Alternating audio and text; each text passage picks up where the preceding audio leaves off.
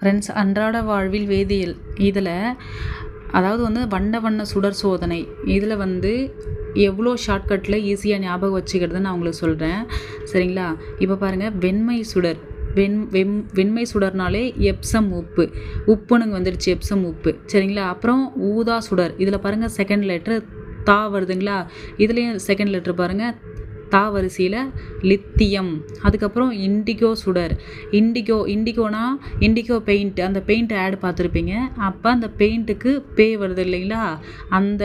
அந்த வரிசையில் potassium chloride. அதுக்கப்புறம் நீலச்சுடர். இப்போ பாருங்கள், ப்ளீச்சிங் பவுடர். இதில் லா வருது, செகண்ட் லெட்ரு, இதுலேயும் லா வருது. அதுக்கப்புறம் பச்சை சுடர், போராக்ஸ் பவுடர். இங்கே பாருங்கள், அதே அந்த பா வரிசையில் வருது பாருங்கள், போராக்ஸ் பவுடர். அதுக்கப்புறம் மஞ்சள் சுடர் கால்சியம் குளோரைடு. இது எப்படி ஞாபகம் வச்சுக்கிறதுனா, கால்சியம் பார்த்திங்கன்னா நம்மளுடைய பல்லு எலும்பில் இருக்கும்.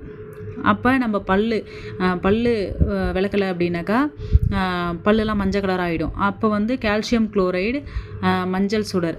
அப்புறம் ஆரஞ்சு சுடர், சமையல் உப்பு. சமையல்னாலே ஆரஞ்சு நம்ம யூஸ் பண்ணுவோம் அப்படின்னு ஞாபகம் வச்சுக்கோங்க. சிவப்பு சுடர் ஸ்டான்சியம் குளோரைடு.